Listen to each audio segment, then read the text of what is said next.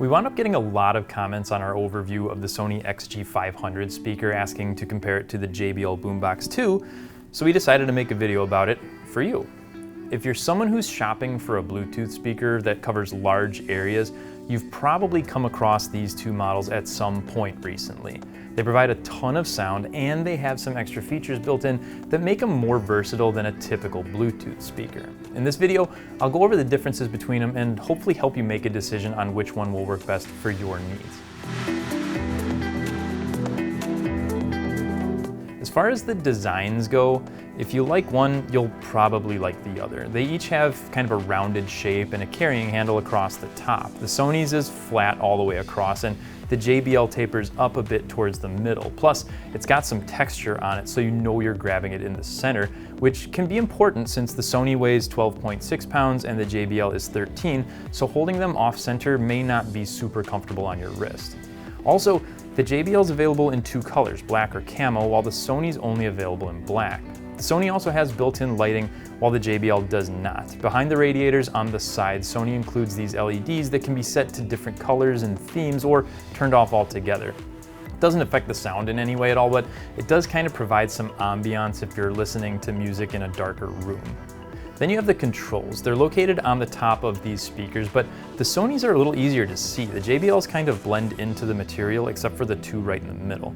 The Sony's are all on their own rubberized surface separate from the grill, which highlights them better, which could potentially make a difference if you don't have the greatest vision. But you can also control the Sony from the Music Center app. That gives you the ability to adjust equalizers, set timers, select a streaming music source, and adjust the lights. The JBL uses an app too, but it really only lets you see the remaining battery life, and you can use it to set up the speaker in party chain or stereo mode. There's no real sound customization available. The batteries are another area where you will see some difference. Sony claims up to 30 hours, while JBL says up to 24, but those aren't totally realistic since most people aren't going to have these set at super low volumes for the entire time they're listening. You're realistically more likely to get between 10 and 15 hours on either one. But once you run the battery down, that's where the Sony has a pretty substantial advantage. A full charge only takes 3 hours, while the JBL is going to need about 6.5. The Sony can also give you up to 3 hours of playback on a 10-minute charge, or more likely like an hour or two of playback at a decent volume, which is still good if you're short on time and need to use the speaker for something.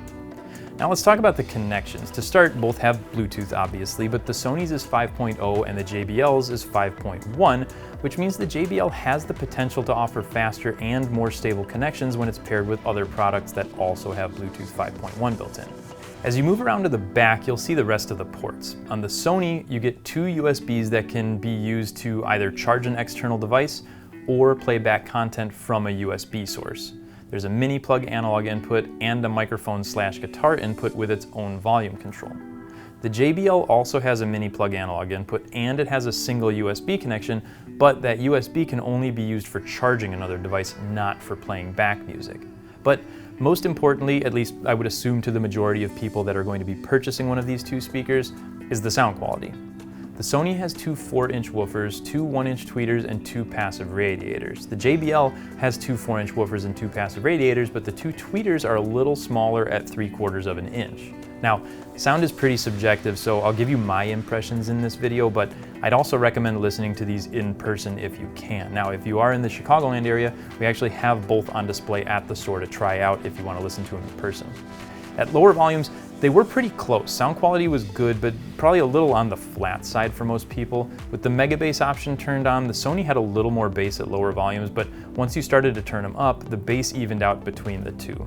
But also, when we turned the volume up, the Sony got a little more muddled, and you lost some of the character in the music, where the JBL seemed to get stronger and more defined.